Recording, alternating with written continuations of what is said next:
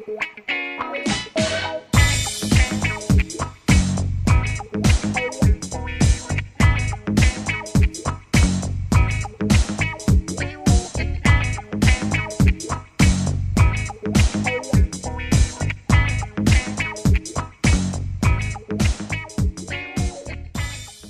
in de studio Paul Cox en Rosie Raka.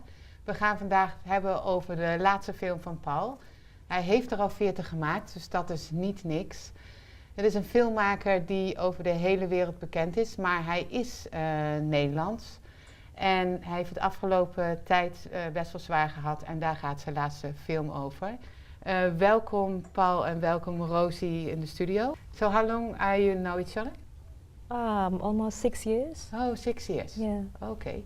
Yeah. Okay, because 4 years ago I was actually at your house, Paul, filming with your daughter Kira about your life as well at that time. But you already knew each other, so you were sick then already or not? Was that before the transplant or after? Yeah, that I was wondering then when I was reaching that. It must have been after. It's after transplant. So. Was it after transplant? Oh, okay. So what has happened? Yeah. That suddenly I couldn't get out of bed, and cut a long story very short, my liver was more or less gone, and it wasn't alcohol or drugs, as people think. People will think that, yeah. Because usually the liver is always connected to all these sort of nasty things. Yeah. Now I had a disease called hemochromatosis, which I had since birth, but I never knew, and it slowly eats away the liver. So, and it's supposed to slow you down, but in my case it had exactly the opposite effect. I always lived 2 lives, so I slept very little, and it was actually very good because I could put in a lot of hard work in 20 hours and slept 4, and then I could keep going. So that was helping with editing and making films. It was very useful. Yeah. So but instead of it making you slower, it actually made me faster. So it was not a bad thing for your life. So everybody thought I was quite mad, but I wasn't mad, I was sick. Yeah. Oh, well, it helped you. Which is probably the same thing. No, but then they suddenly discovered that the liver was gone, but I had cancer of the liver then. So that's both cancer and this. Yeah, it results into cancer. But I met Rosie after the transplant. She had the transplant a few months before mine. 6 weeks before you. So you were also sick. Did you have the same sort of disease? No, mine was what they call sudden liver failure. So I just fell ill.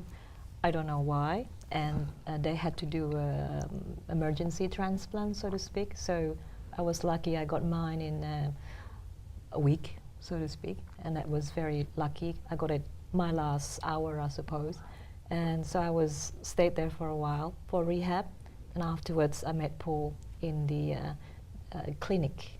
We have post-transplant clinic at the hospital where we met other transplant recipients and talk about issues. So he was a subject of a documentary at the time. So we just started talking and being friends, and it started from there. Okay. So, I actually have a clip from the movie that's made up. You supplied me for for about the movie. Shall we just have a little look to that, and then after that we talk further about it? Yeah. Okay.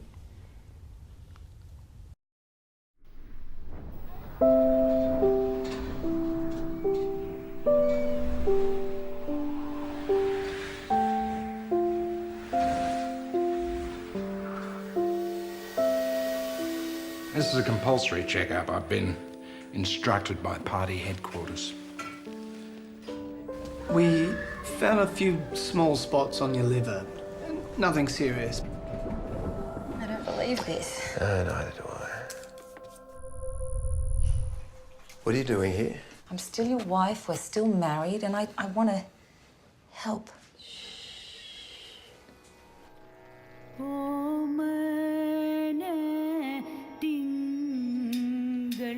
I recognize you from your sculpture.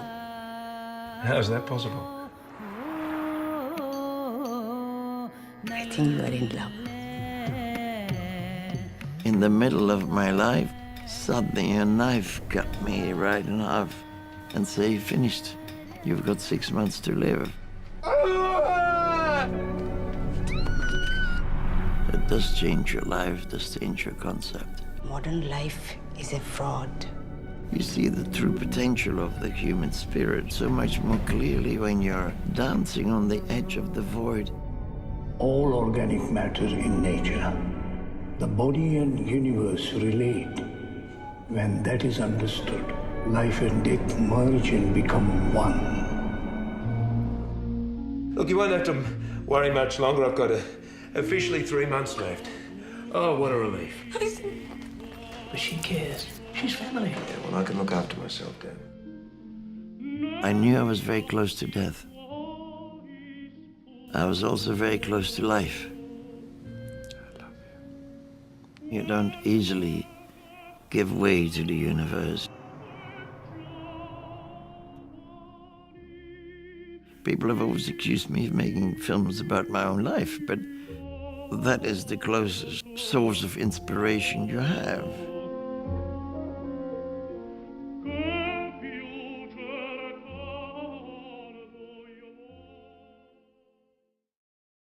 Okay, wow.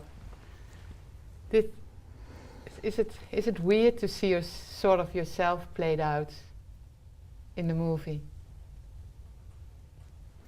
I think there's a lot of confusion about this because we used an Indian actress to play the female lead. Yeah.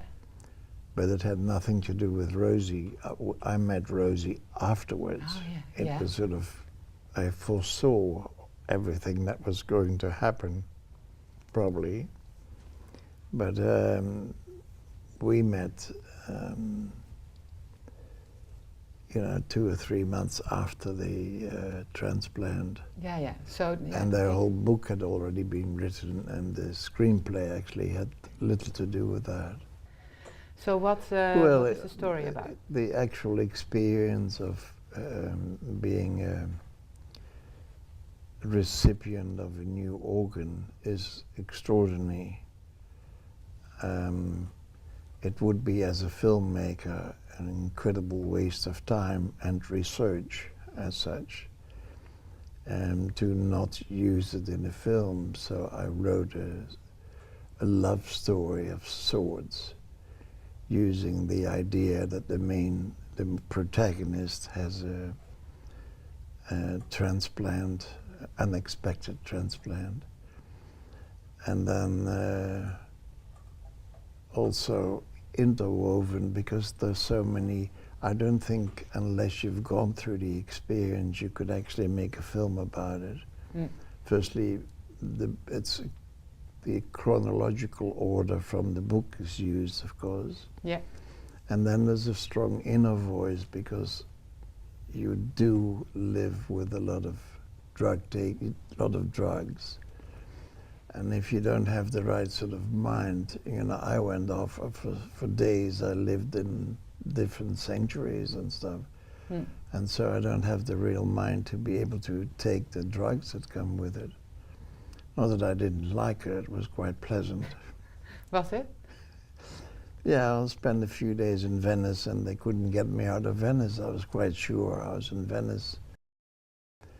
The hospital itself is very pleased with the film, because it's not a thriller where somebody's being put to sleep and they wakes up with a kidney missing, or they kill somebody to get because that's usually the idea of most of the films that deal with organ transplantation. Okay, there was a negative idea about getting livers and.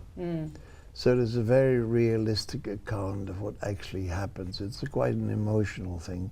Emotionally, emotionally, you'll never be the same after transplant. No. It sort of somehow softens your whole vision of life.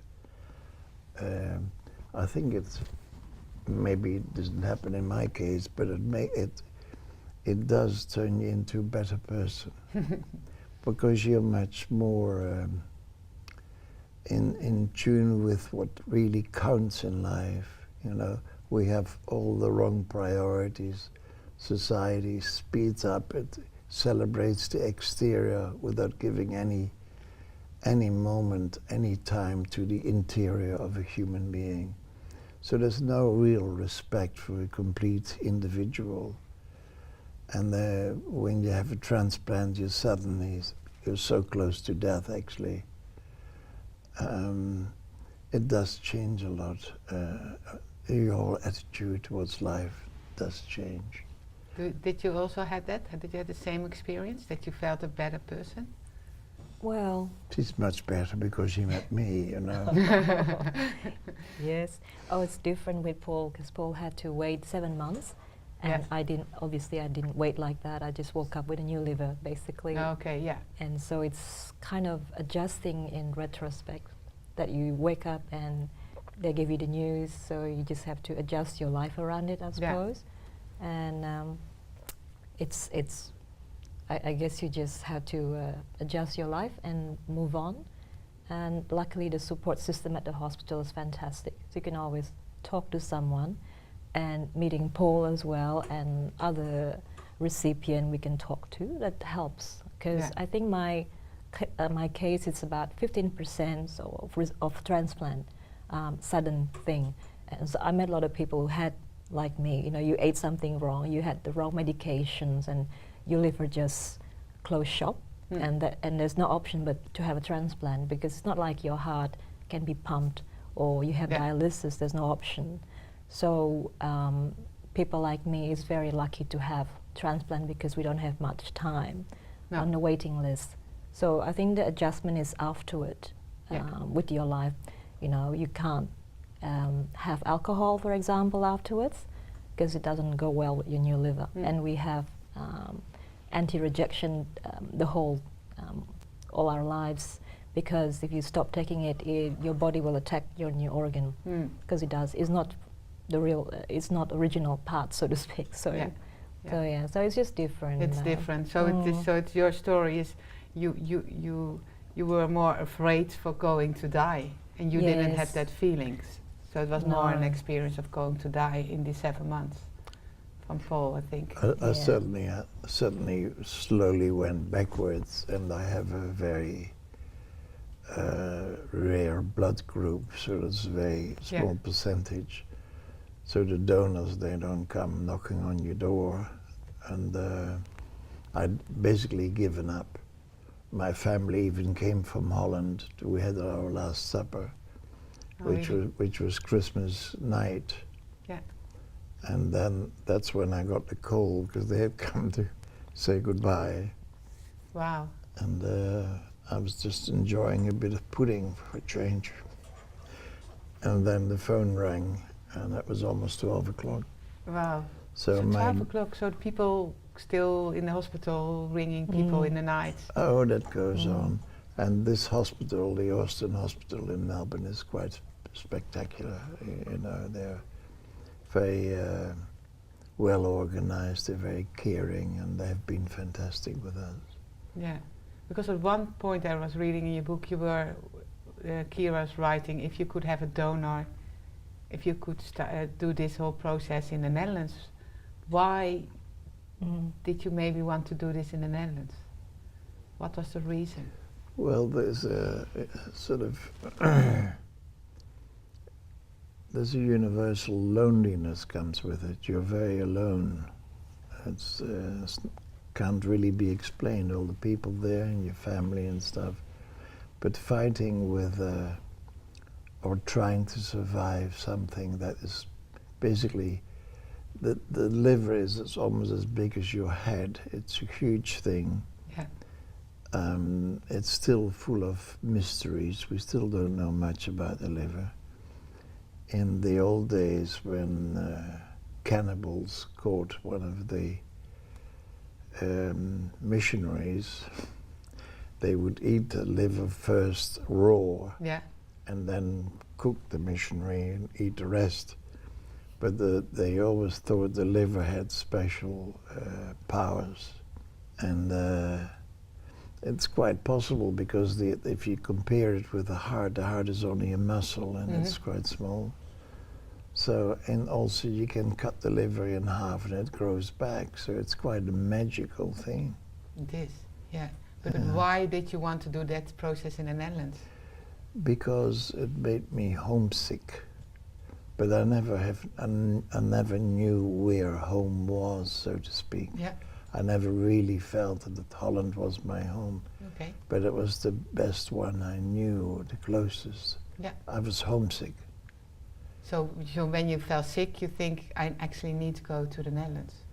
Yeah, but it is the same problems are there. It takes a long time. You have to know, again, you have to be accepted. Yeah. Not many people that have cancer of the liver will actually get a new liver because that's too risky. In fact, my cancer came back later, but that's another matter.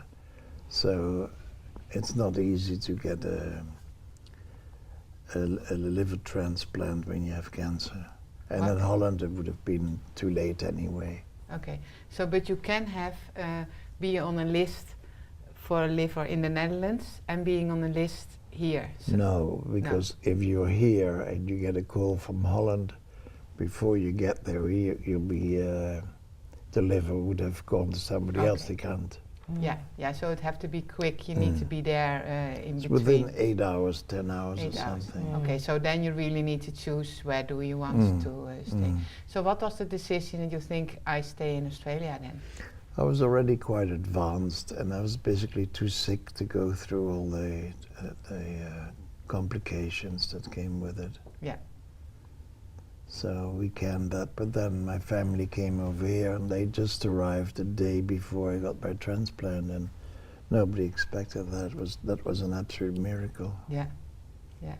So why did you think because it's so rare that you get a liver, why did you, was it a miracle that you got it, or why did you get, why were you on that list? It was a miraculous escape, because nobody could give me any hope, you know. So we recently went to Holland to get a second opinion on the cancer that came back. Yeah. But it's also not possible to actually do anything about it. You just have to learn to live with it. Yeah. And I've learned to live with it quite well, I think. So what are you doing to keep your spirit up? Make another film. Okay. So that's just well, keep busy. when we made Force of Destiny, there was, of course, it's very hard to get an insurance. You have to be insured and all that. A lot of money at stake. Yeah. But we had it all properly organized, and also I had a spare director standing by just in case I snuffed it. But I felt very much invigorated and alive. Yeah. So it was a great joy to make that film, and it made me feel much better. Yeah. Because also after transplant, you know that life is not just for living; it's what you do with it. It's such a incredible thing to realize. My God, I've survived. I'm alive, and then you want to do something worthwhile with it. Yeah, and to give a sort of a lesson to the world. Yeah, because also a film about the first thing you see after the film is finished, organ transplantation is a gift of life, be a donor. If the film can save a few lives, that would be absolutely fantastic. And I think it will, according to the doctor, they're very pleased with it. Yeah, okay, I think we stop with that as well, like as this gift of life. I think that's a nice ending of this whole thing. Maybe people at home can think about this a bit as well, and maybe go to look up your film, and yeah. There's nothing you can do with all your organs after you've snuffed it, so Yeah. leave them behind. Yeah, and do something with it. No. Yeah. Cool. I think that's nice. Thank you both for No, coming to the thank you. studio. Thank And you. Nice talking to you. You too. Yeah. Cut.